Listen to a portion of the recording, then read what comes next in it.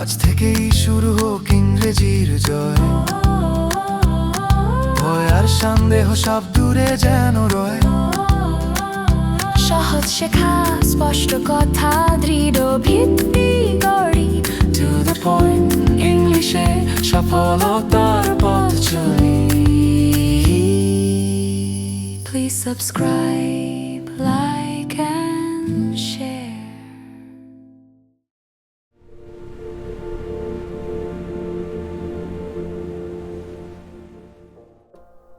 Students, দেখো আজ আমরা পড়ব তোমাদের lesson 9 the north ship. Philip Larkin, পুরো নাম ফিলিপ আর্থার লার্কিন, জন্ম 1922 সাল, মৃত্যু 1985। তিনি একজন রিনাউন্ড ইংলিশ পোয়েট এবং নভেলিস্ট ছিলেন। রিনাউন্ড মানে খুব বিখ্যাত ইংরেজ কবি এবং তার সঙ্গে ঔপন্যাসিক। আরও কিছু ডিটেলস রয়েছে, তোমরা সেগুলো পড়ে নিও, খুব একটি ইম্পর্ট্যান্ট কিছু না। এই কবিতার মধ্য দিয়ে আমরা 3টি জাহাজের যাত্রা দেখব। 3টি জাহাজ তাদের ভ্রমণ শুরু করছে এবং ভ্রমণ শেষে তাদের উদ্দেশ্যস্থল বা তারা কিভাবে ফিরে আসছে সেটা আমরা দেখব। তাদের মধ্যে ডিফারেন্স রয়েছে, কারণ 3টি জাহাজ 3 রকমভাবে তাদের যাত্রা শুরু করছে এবং এই 3টি জাহাজ আমাদের বাস্তব জীবনের সাথে অনেকটাই সামঞ্জস্যপূর্ণ। কীরকম না, বাস্তবে আমরাও কিন্তু কি করি, কেউ কেউ পরিশ্রমের থেকে ভাগ্যের ওপর বেশি নির্ভর করি। এখানে প্রথম জাহাজটি এবং দ্বিতীয় জাহাজটি ভাগ্যের ওপর নির্ভর করেছিল। এখন ভাগ্যের ওপর নির্ভর করলে কি হতে পারে যে তুমি ভাগ্যের ওপর ভর করে কোনো ভালো পজিশনে পৌঁছে যেতে পারো, আবার কোনো সময় কোনো বিপদেও পড়ে যেতে পারো। তো সেরকমই হয়েছিল এখানে প্রথম এবং দ্বিতীয় জাহাজের ক্ষেত্রে। কিন্তু তৃতীয় জাহাজটি সে ভাগ্যের ওপর বিশ্বাস করেনি, সে তার পরিশ্রমের ওপর বিশ্বাস রেখেছে, নিজের ওপর বিশ্বাস রেখেছে, নিজের আত্মবিশ্বাসকে অক্ষুণ্ণ রেখেছে। সে কিন্তু একদম সফলভাবে তার উদ্দেশ্যস্থলে পৌঁছে গেছে। তো যাই হোক, কবিতা শুরু করবার আগে আমরা প্রথমেই এই কবিতার ওপর যে গান, আজকে আমরা গানটা প্রথমেই শুনব, তারপর কবিতা শুরু করব।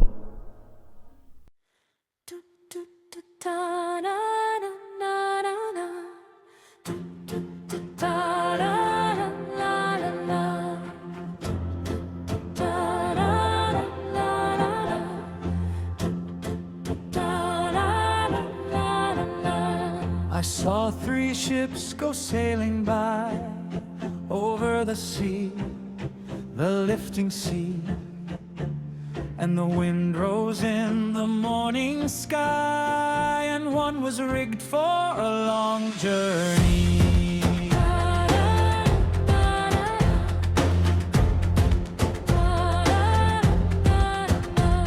The first ship turned towards the west, over the sea, the running sea, and by the wind was all possessed and carried to a rich country.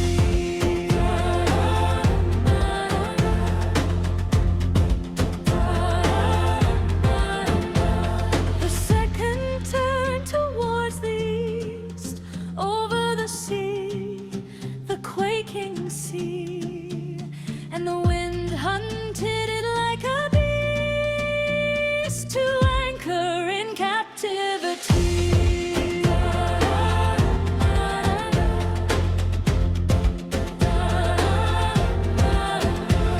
The third ship drove towards the north, over the sea, the darkening sea, but no breath of wind came forth, and the decks shone frostily. Oh, the third went wide and far into an unforgiving sea, under a fire-spilling star, and it was rigged for a long journey.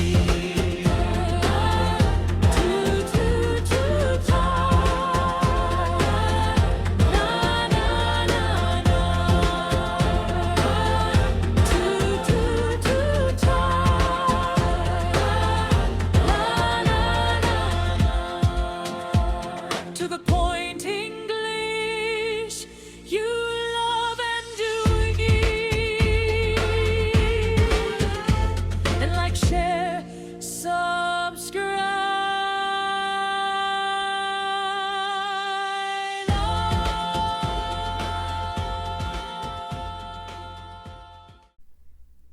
গান শুনলাম, তোমরা অবশ্যই জানাবে, comment করে জানাও গানটা শুনতে কেমন লাগলো।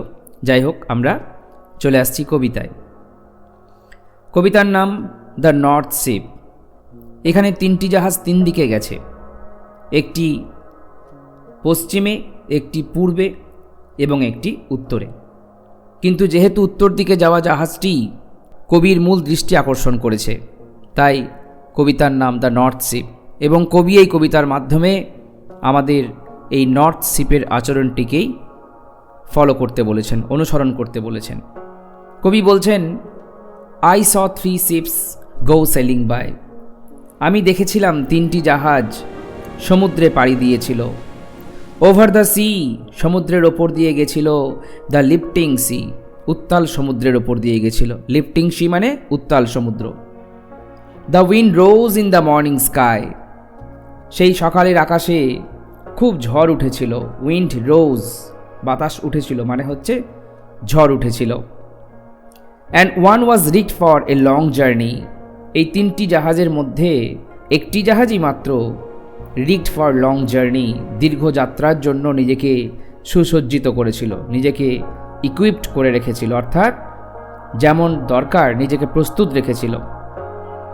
The first sheep turned towards the West, প্রথম জাহাজটি চলে গেছিল পশ্চিমের দিকে। কেন চলে গেল? কারণ হচ্ছে এই সমুদ্রের ঝড়ের পাল্লায় পড়ে।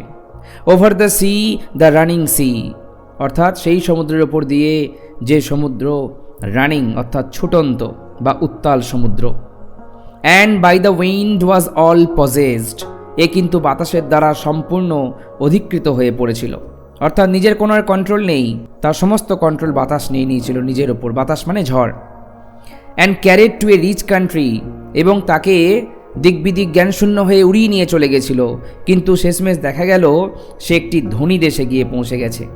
একটু আগেই বললাম, যদি ভাগ্যের ওপর নির্ভর করো, কোনো সময় দেখবে আমরা হয়তো কোনো ভালো লোকের চোখে পড়ে গেছি এবং আমরা কোনো ভালো জায়গায় পৌঁছে গেছি। The second turn towards the east, দ্বিতীয় জাহাজটি ঘুরে গেছিল পূর্বের দিকে। এও কিন্তু ভাগ্যের ওপর নির্ভর করেছিল, বাতাসের দ্বারা অধিকৃত হয়ে সে পূর্বের দিকে চলে গেছিল। ওভার দ্য সি, সেই সমুদ্রের উপর দিয়ে। দ্য কোয়েকিং সি, অর্থাৎ কম্পমান সমুদ্র মানেই উত্তাল সমুদ্র। কবি এখানে উত্তাল সমুদ্রের অনেকগুলো সিনোনিম ব্যবহার করছেন, সমার্থক শব্দ ব্যবহার করেছেন। কখনো বলেছেন লিফটিং সি, দেখো, কখনো বলেছেন লিফটিং সি, কখনো বলছেন কোয়েকিং সি, তাই না? And the wind haunted it like a beast, it মানে এই জাহাজটিকে, দ্বিতীয় জাহাজটিকে বাতাস মানে ঝড় যেন বিস্টের মতন, পশুকে যেমন করে শিকার করবার সময় তাড়া করা হয় তেমনি করে যেন শিকার করেছিল বা তাড়া করেছিল। টু অ্যাঙ্কার ইন ক্যাপটিভিটি, এবং সেই জাহাজটি কিন্তু এর ভাগ্য কিন্তু প্রথমটির মতো ভালো নয়। এ এমন জায়গায় গিয়ে পড়ল যেখানে সে বন্দী হয়ে গেল, এবং বন্দী হয়ে গিয়ে সেখানে সে নোঙর ফেলল। দ্য থার্ড শিপ, এই যে তৃতীয় জাহাজটি, ড্রোভ টুয়ার্ড দ্য নর্থ, সে কিন্তু নিজে ড্রাইভ করে গেছিল কোন দিকে? উত্তরের দিকে। Over the sea the darkening sea, অর্থাৎ অন্ধকার সমুদ্র মানেই উত্তাল সমুদ্র। সব জায়গাতেই কিন্তু সমুদ্রকে এখানে বিভৎস হিসেবে দেখানো হয়েছে, অর্থাৎ নর্থ শিপটি যখন গেল তখন যে সমুদ্র খুব শান্ত হয়ে গেল তা কিন্তু নয়, সমুদ্রের অবস্থা একই রকম। কিন্তু দেখো কি হলো, but no breath of wind came forth, কিন্তু কোনো পরিমাণ বাতাসের কোনো পরিমাণ শ্বাস মানে কি, এখানে বাতাস যে বয়ে চলেছে সেটাকে ব্রিথ বলা হয়েছে। But no breath of wind came forth, এগিয়ে আসতে পারলো না, মানে কি এর ওপর অধিকার কায়েম করতে পারলো না। অ্যান্ড দ্য ডেক্স সোন ফ্রস্টিলি, জাহাজের যে পাটাতন, ডেক্স মানে পাটাতন, সেই পাটাতন কিন্তু চকচক করে উঠল কুয়াশার মধ্যেও। প্রচণ্ড কুয়াশা ছিল সমুদ্রের মধ্যে, কিন্তু সেই কুয়াশার মধ্যেও সেই জাহাজের পাটাতন কিন্তু চকচক করে উঠল। The northern sky rose high and black, কথার মানে কি, উত্তরের সেই আকাশ কালোভাবে ছেয়ে এলো, উদ্ধত হয়ে উঠল। হাই মানে উদ্ধত, এবং সে কিন্তু ছুটে এলো। Over the proud unfruitful sea, অর্থাৎ সেই সমুদ্র, যে সমুদ্র অহংকারী এবং নিষ্ফলা, যে সমুদ্রে গিয়ে মানুষ বিপদে পড়ে, যে সমুদ্র থেকে মানুষ কোনো ফলাফল পায় না, কোনো ফসল পায় না, তাকে আনফ্রুটফুল সি বলা হয়। ওই জন্য কবি এটাকে আনফ্রুটফুল সি বলেছেন। তাহলে সেই আনফ্রুটফুল সি এর অহংকারী সি এর ওপর দিয়ে গেছিল এই জাহাজটি, তারপর ফলাফল কি হলো? East and West the ships came back. পূর্বের সেই জাহাজটি তাকেও ফিরে আসতে হলো, পশ্চিমের সেই জাহাজটি তাকেও ফিরে আসতে হলো। একটি হ্যাপিলি ফিরে এসেছিল, একটি আনহ্যাপিলি ফিরে এসেছিল। কে হ্যাপিলি ফিরে এসেছিল? দেখো আমি ব্লু কালার করেছি। ওয়েস্টে যে গেছিলো সে রিচ কান্ট্রিতে গেছিলো, তাই সে হ্যাপিলি ফিরে এসেছিল। আর যে ইস্টে গেছিল সে আনহ্যাপিলি ফিরে এসেছিল। But the third went wide and far. তো প্রথম দুটি জাহাজ ফিরে আসতে হয়েছিল, কিন্তু তৃতীয়টি বহু দূর অবধি চলে গেছিল। আসলে এখানে তৃতীয় জাহাজটি হচ্ছে কি না কিসের symbol? Symbol of unending knowledge. অর্থাৎ তুমি যদি নিজেকে সম্পূর্ণভাবে প্রস্তুত করে রাখো, তুমি অপরিসীম জ্ঞানের দিকে সবসময় এগিয়ে যেতে থাকবে।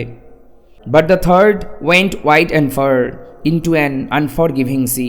ক্ষমাহীন সেই নিষ্ঠুর সমুদ্রে, ক্ষমাহীন সমুদ্র বা নিষ্ঠুর সমুদ্র। সমুদ্রকে কেন ক্ষমাহীন বলা হয়েছে? কারণ সমুদ্রে যখন কেউ বিপদে পড়ে সমুদ্র তাকে সাহায্য করে না, সমুদ্র তাকে আরও বিপদে ঠেলে দেয়, কারণ সমুদ্র খুব ভয়ঙ্কর। ওই জন্য কবি বলেছেন unforgiving sea, into an unforgiving sea, under a fire spelling star. এই তৃতীয় জাহাজটি কোথায় গেছিল? Under a fire spelling star, আগুন ঝরা নক্ষত্রের নিচের দিকে সে বয়ে গেছিল। আগুন ঝরা নক্ষত্র মানে কি? এখানে কোন নক্ষত্র আগুন ঝরায়, আগুনের মতো তাপ দেয় আমাদের পৃথিবীকে? The sun. তো ওই জন্য আন্ডার দ্য সান, অর্থাৎ যতক্ষণ না সূর্য দেখা দিল, যতক্ষণ না কুয়াশা কেটে গেল, ততক্ষণ অবধি সেই জাহাজ এগিয়ে গেল। একে কিন্তু ফিরে আসতে হয়নি, বাধ্য হয়ে ফিরে আসতে হয়নি। And it was rigged for a long journey. এবং এটা দীর্ঘ যাত্রার জন্য রিগড ছিল। রিগড মানে ইকুইপড, সুসজ্জিত। একই কথা আমি আবার বলবো, কবি এই কবিতার মাধ্যমে আমাদের শেখাতে চেয়েছেন আমাদেরকেও এই নর্থ শিপের মতো হতে হবে। কেন না এই নর্থ শিপ নিজেকে সুসজ্জিত রেখেছিল। সে কিন্তু ভাগ্যের ওপর বিশ্বাস করেনি। আমরাও যদি আমরা পরিশ্রম করি, ভালো করে পড়াশুনো করি, মন দিয়ে লেখাপড়া শিখি, তাহলে একদিন আমরা ঠিক ভালো জায়গায় পৌঁছে যাব। ওই জন্য ভাগ্যের ওপর বিশ্বাস নয়, নিজের পরিশ্রমে বিশ্বাস রাখতে হবে।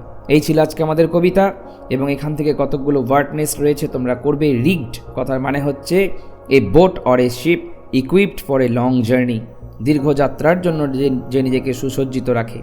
কোয়েকিং মানে স্টারিং অর্থাৎ কম্পমান, কম্পিত। ক্যাপটিভিটি অর্থাৎ বন্দি, ইমপ্রিজনমেন্ট। এই ছিল আমাদের কবিতা। এরপর আমরা দেখে নেব exercise. Comprehension exercise 1. Tick the correct answer from the given alternatives. অর্থাৎ অপশনগুলি থেকে সঠিক উত্তরটি চুজ করে লেখো। The number of ships sailing by were. কতগুলি জাহাজ সমুদ্রে পাড়ি দিয়েছিল? 3টি, 3।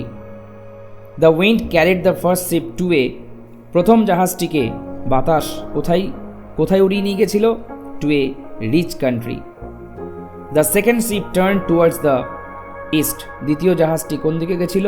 ইস্টের দিকে। আচ্ছা, এবার 4। The decks of the third sheep শোন ফ্রস্টিলি।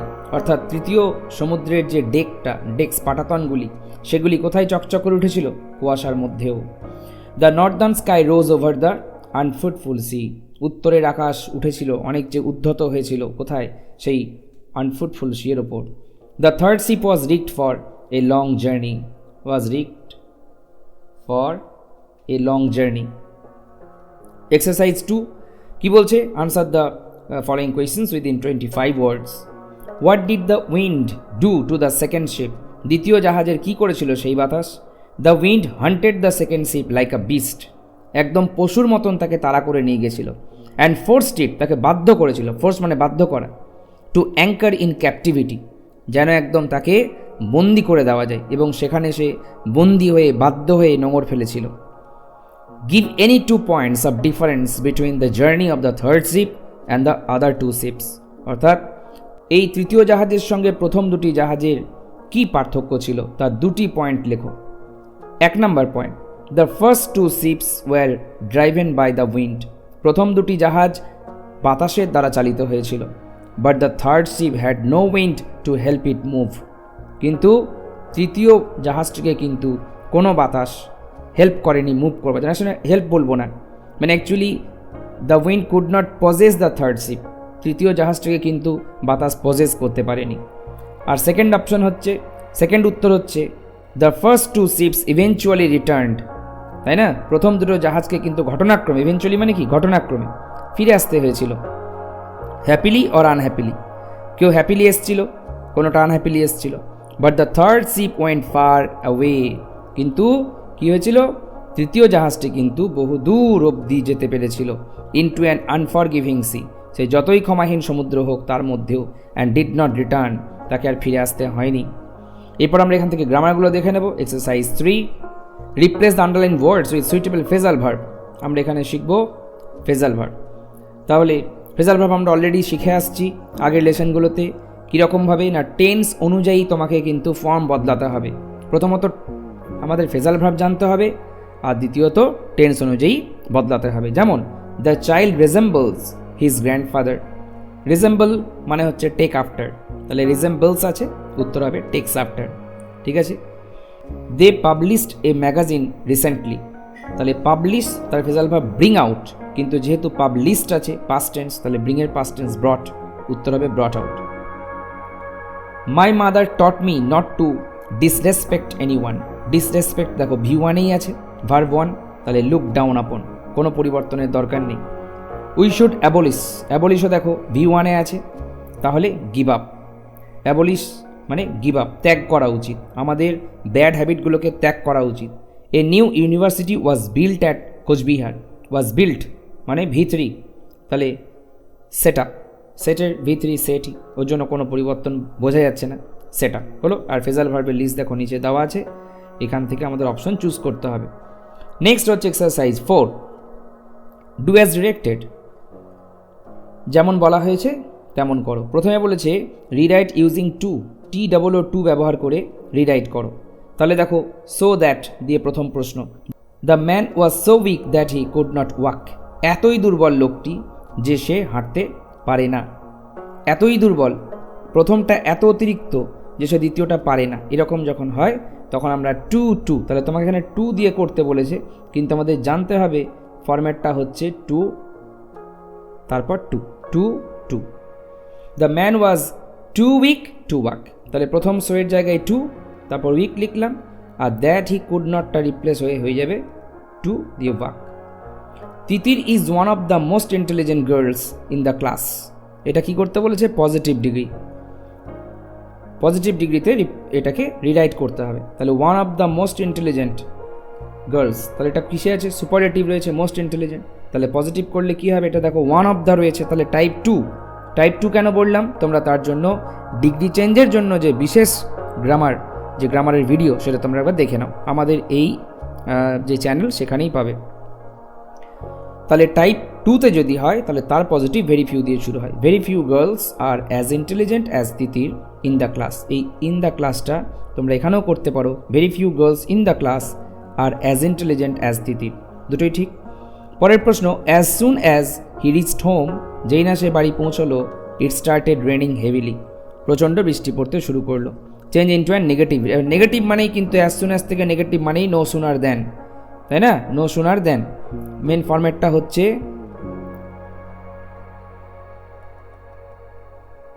নো সুনার দেন। তাহলে কি হয়? অ্যাজ সুন অ্যাজের জায়গায় নো সুনার, তারপরে একটা হ্যাড কিংবা ডিড আনতে হয়, এখানে হ্যাড আনলাম। No sooner had he reached home than, এইখানে কিন্তু দেন বসাতে হবে, it started raining heavily. Why cry over spilled milk, অর্থাৎ উপচে পড়া দুধ নিয়ে কেন কাঁদছো? Why cry over spilled milk, change into an assertive, অর্থাৎ এখানে আছে ইন্টারোগেটিভ, তোমাকে করতে হবে অ্যাসার্টিভ। তাহলে কি করব? We should not Cry over spilled milk, আমাদের উপচে পড়া দুধ নিয়ে কান্নাকাটি করা উচিত নয়। দুধ যদি গ্যাসে বসিয়ে উপচে পড়ে যায়, সেই পড়ে যাওয়ার পর কান্নাকাটি করে লাভ নেই। দুধ উপচে পড়ার আগে যদি তুমি গ্যাসটা বন্ধ করতে বা আগুনটা কমাতে, তাহলে দুধটা পড়তো না, পড়ে যাওয়া দুধ তো খাওয়া যাবে না। ওই জন্য এই প্রবাদ একটা এটা, তার সঙ্গে সঙ্গে গ্রামারটাও শিখলাম। Blood is thicker than water, অর্থাৎ রক্ত জলের থেকে বেশি ঘন। তাহলে কি হলো? Change into an interrogative sentence, তাহলে is not blood thicker than water, তাই না? কি বলেছিলাম, কি শিখিয়েছিলাম আগের চ্যাপ্টারে, যে ইন্টারোগেটিভ করলে দেখে নেবে যে এই যে দেওয়া বাক্যটা, প্রশ্নের যে বাক্যটা সেটা নেগেটিভ কিনা। নেগেটিভ নয়, তাহলে নেগেটিভ করার জন্য একটা নট লাগালাম। যদি এটা নেগেটিভ হতো তাহলে আমরা এটাকে অ্যাফার্মেটিভ করে দিতাম। তাহলে ইন্টারোগেটিভ করার সময় দেখে নিতে হবে বাক্যটি অ্যাফার্মেটিভ না নেগেটিভ। যদি অ্যাফার্মেটিভ হয় তাহলে ইন্টারোগেটিভ করার সময় নেগেটিভ করতে হবে, আর যদি বাক্যটি নেগেটিভ হয় তাহলে ইন্টারোগেটিভ করার সময় অ্যাফার্মেটিভ করতে হবে। He told a lie intentionally, এটা কিন্তু কি বলেছে, নাউন ফর্ম। আমরা আগের চ্যাপ্টারেই শিখেছি কীভাবে interchange of parts of speech করতে হয়। তো প্রথমে আমাদের ইন্টেনশনালি কথাটার নাউন ফর্ম জানতে হবে, সেটা হচ্ছে ইন্টেনশন। অ্যাডভার্ব থেকে যখনই আমরা নাউন ফর্ম করব, তখন আমরা সামনে একটা উইথ লাগাবো। তাহলে কী হবে, he told a lie with an intention, একটি ইচ্ছা, ইন্টেনশন সহ সে একটি মিথ্যা বলেছিল, ইচ্ছা করেই মিথ্যা বলেছিল। মানেটা এরকম, run fast or you will be late, দ্রুত ছোট অথবা তুমি কিন্তু লেট হয়ে যাবে। Change into a complex sentence, তাহলে এটা কমপ্লেক্স করতে হবে, আমরা ইফ ক্লজ দিয়ে করব। ইফ ক্লজ, যদি তুমি না ছোট, if you don't run fast you will be late. এগুলো সহজ, তোমরা পারবে। নেক্সট হচ্ছে the reporter made the news public. এই পাবলিক শব্দটার কী করতে হবে, ভার্ব ফর্ম। তাহলে পাবলিকের ভার্ব ফর্ম হচ্ছে পাবলিসাইজ, তাহলে পাস্ট টেন্সে করতে হবে। কেন, দ্য রিপোর্টার মেড পাস্ট টেন্সে রয়েছে। এবার তুমি যদি এই পাবলিক করেছিল, এই অ্যাডজেক্টিভটাকেই তুমি যদি ভার্ব করতে চাও, তাহলে অলরেডি যেটা ভার্ব আছে সেটাকে তুলে দিতে হবে। তার আগে দেখে নিতে হবে সেই ভার্বটি কোন টেন্সে আছে। আমরা দেখতে পাচ্ছি সেটি রয়েছে পাস্ট টেন্স, ওই জন্য দ্য রিপোর্টার পাবলিসাইজড দ্য নিউজ। এরপর আমরা দেখব কম্পোজিশন বা রাইটিং। এক্সারসাইজ 5 কী রয়েছে এখানে, নিউজ পেপার রিপোর্ট। তো কিভাবে নিউজ পেপার রিপোর্ট লিখতে হয় সেটা আমরা আগেও ডিসকাস করেছি, আগের চ্যাপ্টারেই ছিল তোমাদের নিউজ পেপার রিপোর্ট। এখানে যে পয়েন্টসগুলো রয়েছে, পয়েন্টসগুলোকে ধরে ধরে আমাদেরকে একটা একটা করে লাইন বাড়াতে হবে। প্রথমে একটা ক্যাচি হেডলাইন দিতে হয়, devastating flood in Midnapore district. এখানে যে পয়েন্টস রয়েছে তাতে সেটা পড়ে যেটা আমরা বুঝেছি সেটা হচ্ছে একটা বিধ্বংসী বন্যা হয়েছে মিদনাপুরে, তো সেটা নিয়ে একটা রিপোর্ট। তাহলে রিপোর্ট লেখার সময় প্রথমেই জায়গার নাম, তারপর একটা ডেট দিতে হয়। জুলাই দেওয়া হয়েছে, তোমরা নিজেদের মতন একটা ডেট বসিয়ে নেবে পরীক্ষার যখন যে মাস বা যে ডেট বসবে। আর রিপোর্ট লেখার সময়ে কিন্তু যেহেতু অতীতের ঘটনা লিখছো, তোমাকে একদিনের আগের ডেট অথবা সেই দিনের ডেট দিয়ে রিপোর্ট লিখতে হয়। Continuous heavy rainfall during the month of July caused severe floods in different parts of Midnapore district. Midnapore ডিস্ট্রিক্টের ডিফারেন্ট পার্টে, নানা স্থানে কন্টিনিউয়াস হেভি রেনফল হওয়ার জন্য, প্রচণ্ড ভারী বৃষ্টিপাতের জন্য, কখন না during the month of July, July মাসে, কজড মানে ঘটিয়েছে, সিভিয়ার মানে মারাত্মক, ফ্লাডস মানে বিধ্বংসী বন্যা, রিভার্স ওভারফ্লোড নদীগুলি উপচে পড়েছে, দেয়ার ব্যাঙ্কস তাদের বাঁধ উপচে জল যাচ্ছে, flooding many villages and agricultural fields বহু গ্রাম এবং চাষের যে জমিগুলো সেগুলো সব কিন্তু বন্যার জলে চাপা পড়ে গেছে, সেভারাল ট্রিজ ওয়ার আপরুটেড প্রচুর গাছ উপড়ে পড়েছে, and houses were damaged by the strong current of water জলের প্রচণ্ড গতির জন্য, প্রচণ্ড স্রোতের জন্য কী হয়েছে না সমস্ত বাড়িগুলো ড্যামেজ হয়ে গেছে, ভেঙে গেছে। The flood also resulted in একসঙ্গে লিখবে, the flood also resulted in the loss of human and animal lives মানুষের জীবন এবং পশু পাখিদের জীবন বিধ্বস্ত করেছে, creating panic among the villagers গ্রামবাসীর মধ্যে ভয়ের আতঙ্কের সৃষ্টি করেছে। রেস্কিউ টিমস উদ্ধারকারী দল যেগুলো রয়েছে ইমিডিয়েটলি স্টার্টেড রিলিফ অপারেশন তারা কিন্তু ত্রাণ শুরু করে দিয়েছে, তাদের ত্রাণের কাজ, রিলিফ মানে ত্রাণ, অপারেশন মানে কাজ, তাই না, স্টার্টেড শুরু করে দিয়েছে। And shifted many people to safer place তুলনামূলক সুরক্ষিত জায়গায় মানুষজনদের শিফট করা হচ্ছে, অর্থাৎ সরিয়ে নিয়ে যাওয়া হচ্ছে। The government arranged food, drinking water and medical aid সরকার ব্যবস্থা করেছেন, কিসের ব্যবস্থা, খাবার, পানীয় জলের এবং মেডিকেল এইড অর্থাৎ ওষুধপত্রের, ফর দ্য অ্যাফেক্টেড পিপল ক্ষতিগ্রস্ত লোকদের জন্য, and took steps to restore normal life in the district যাতে করে ওই জেলায় খুব তাড়াতাড়ি মানে আবার স্বাভাবিক জীবনযাপন ফিরিয়ে আনা যায় তার ব্যবস্থা করা হচ্ছে। এরপর দেখো এক্সারসাইজ 6, প্রশ্ন কি, imagine that you and your friend are sailors of 2 ships দুটি জাহাজের তোমরা sailor, that have recently return from their voyage যারা তাদের সবেমাত্র সমুদ্রের ভ্রমণ থেকে ফিরে এসছে, write a dialogue within 100 words 100 শব্দের মধ্যে একটা কথোপকথন লেখো, on the different experiences of your voyages তোমাদের যে ভিন্ন ভিন্ন অভিজ্ঞতা হয়েছে তাই নিয়ে। তো একটা প্রথমেই একটা হেডলাইন, ডায়ালগ বিটুইন 2 সেলার্স দুটি সেলারের মধ্যে কথোপকথন। একজনের আমরা নাম দিয়েছি রাহুল, একজনের নাম দিয়েছি অর্জুন। রাহুল প্রথমে বলছে, Arjun thank God you are back, ভগবানকে অনেক ধন্যবাদ যে তুই আবার ফিরে এসেছিস সুরক্ষিতভাবে। আই ওয়াজ ওয়ারিড, আমি খুব দুশ্চিন্তায় পড়েছিলাম। When I heard about the terrible storm at sea, যখন আমি শুনেছিলাম তুই যে সমুদ্রে গেছিস সেখানে প্রচণ্ড ঝড় উঠেছে। হাউ ওয়াজ ইউর ভয়েজ, হ্যাঁ রে তোর সমুদ্রযাত্রা কেমন হলো? তখন অর্জুন বলছে, ইট ওয়াজ ফ্রাইটেনিং রাহুল, রাহুল এটা খুবই ভয়ঙ্কর ছিল। দ্য ওয়েবস ওয়ার হিউজ, কি বিশাল বিশাল ঢেউ। And the wind roared all night, সারা রাত ধরে বাতাস প্রচণ্ড গর্জন করছিল। Many times we thought we would never return home, অনেকবার তো আমি এমনও ভাবছিলাম কি আমরা হয়তো কোনোদিন বাড়ি ফিরতে পারবো না। তখন রাহুল সেটা শুনে বলল, that must have been terrifying, সত্যি রে শুনেই তো ভয় লাগছে। আওয়ার জার্নি ওয়াজ খামার, কিন্তু জানিস আমাদের জার্নি বেশ শান্ত স্নিগ্ধ ছিল। খাম, CLM, খাম, খাম মানে শান্ত, তো জন্য কামার মানে পিসফুল, তুলনামূলক আর কি peaceful. The wind was gentle, মৃদুমন্দ বাতাস দিচ্ছিল। And the sea look peaceful, সমুদ্রকে খুবই শান্তিপূর্ণ মনে হচ্ছিল। তখন অর্জুন বলছে, ইউ আর লাকি, সত্যি তুই তাহলে খুব ভাগ্যবান, কারণ সমুদ্র তো সবসময় এরকম সবাইকে সঙ্গ দেয় না। For days we sailed with fear in our hertz, praying for safety, আমরা কতদিন ধরে আমরা যে ওই সমুদ্রে ভ্রমণ করছিলাম তাতে আমাদের মনে ভয় ছিল, আমাদের মনের মধ্যে খুব ভয় ছিল। প্রেইং ফর সেফটি, এবং আমরা আমাদের সুরক্ষার জন্য সবসময় প্রার্থনা করছিলাম। তখন রাহুল বলল, I am glad you return safely my friend, ওরে আমার বন্ধু তুই যে সুরক্ষিতভাবে ফিরে এসেছিস তার জন্য আমি খুবই আনন্দিত। তখন শেষে অর্জুন বলে, yes coming back alive feels like a blessing, সত্যি সমুদ্র থেকে ফেরার পর এই যে জীবন্ত ফিরে এসেছি এটা যেন একটা আশীর্বাদের মতন। সঙ্গে সঙ্গে আমাদের লেসন 9 শেষ হলো। এইভাবেই তোমরা কবিতাগুলো ভালো করে পড়বে, কবিতা টেক্সট সমস্তগুলি ভালো করে পড়বে। আর এই হচ্ছে আমাদের QR কোড, এই QR কোড স্ক্যান করে তোমরা আমাদের টেলিগ্রাম চ্যানেলে জয়েন করতে পারবে, যেখান থেকে তোমরা এই যে নোটটা এতক্ষণ ধরে পড়লে এই নোটের PDF সফট কপি হিসাবে ডাউনলোড করতে পারবে। তো ঠিক আছে, আমরা পরবর্তী লেসন যতক্ষণ নিয়ে আসছি ততক্ষণ অবধি সবাই ভালো থাকবে, সুস্থ থাকবে, ভালো করে পড়াশোনা করো, মন দিয়ে লেখাপড়া করো, জীবন অনেক বড় হও, জীবনে এগিয়ে চলো। All the best, thank you. Master your English here today. Clear your doubts and find your way. Simple lessons, strong and bright.